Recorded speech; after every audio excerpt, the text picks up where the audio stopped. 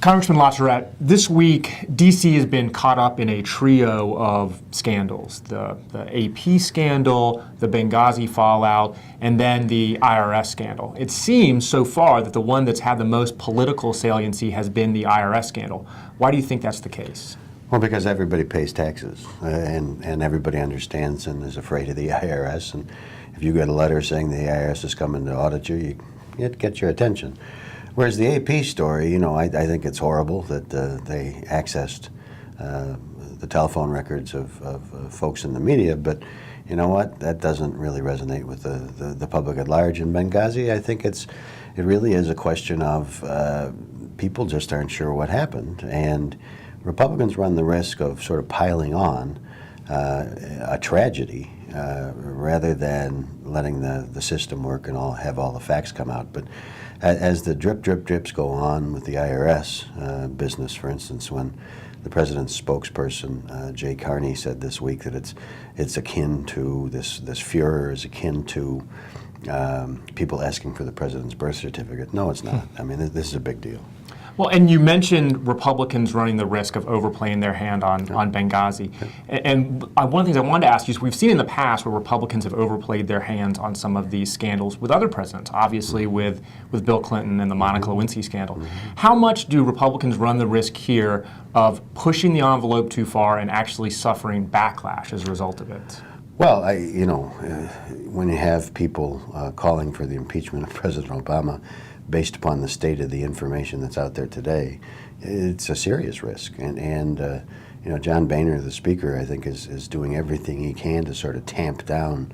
And his favorite expression is, when your opponent's committing suicide, don't shoot him, and you just leave him alone and let public opinion settle in where it needs to settle in. Unfortunately, there have been a couple of members, Michelle Bachmann and Jason Chaffetz of Utah, that have used the I word, impeachment. So, having spent 18 years in the House and the Republican conference, if there's a way to blow this opportunity, we'll do it. It's got to be comforting for Republicans everywhere to hear that. So we've talked a little bit about the possibility of there being, Republicans overplaying their hands, but we're obviously facing some serious challenges here. We've got the debt crisis that we're going to be dealing with again. How much does this scandal and the other scandals impact the president's ability to manage some of these other bigger issues like the debt crisis? It really depends over the next couple of weeks how it grows and if any of these three things have legs.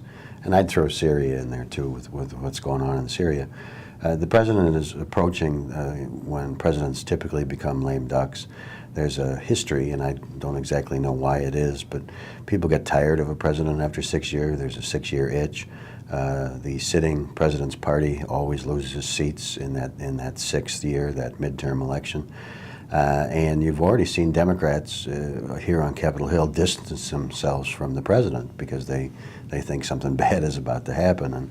And if those things continue to happen, it's going to be very difficult for the president to punch through his agenda if he's seen as a lame duck. Well, you mentioned the midterms, and I'm wondering, do you think that this is the type of scandal, that any of these scandals, the IRS, Benghazi, any of these, that have the legs to actually be an issue in 2014, or is this something that in 2014 voters aren't going to be thinking about? They'll be still talking about the IRS, and the risk to Democrats and the president's party is that if you look at the only president in recent history that didn't lose big in that sixth year was President Clinton, and I would argue the reason was that Republicans overplayed their hand on the impeachment issue. But President Obama, 63 seats in the first midterm in 2010. President Bush lost control of the Congress in his sixth year. And it goes all the way back, of course, to Richard Nixon and Watergate. So they're already behind the 8 ball. If one of these scandals actually has some legs, it's going to just put a little more gasoline on the fire. Final question, tax reform. Every time something bubbles up on Capitol Hill recently, people have been asking, what's the impact going to be on tax reform? Right. Obviously, we're dealing with the IRS here, specifically that implicates tax reform. Does this make it more or less likely that we get tax reform done, or is this really just a separate issue? I think it's a separate issue. It'll overlap in that if you watch Dave Camp, the chairman of the Ways and Means Committee, sort of begin the hearing, he talked about the fact that the IRS is out of control and it's too big and it's too intrusive, and so you may have, you know, paragraph 6 in tax reform that makes some structural changes to the Internal Revenue Service. But in my mind, tax reform, they're doing a great job with these 11 working groups. The Democrats feel that they have buy-in. There's good bipartisan chatting going on.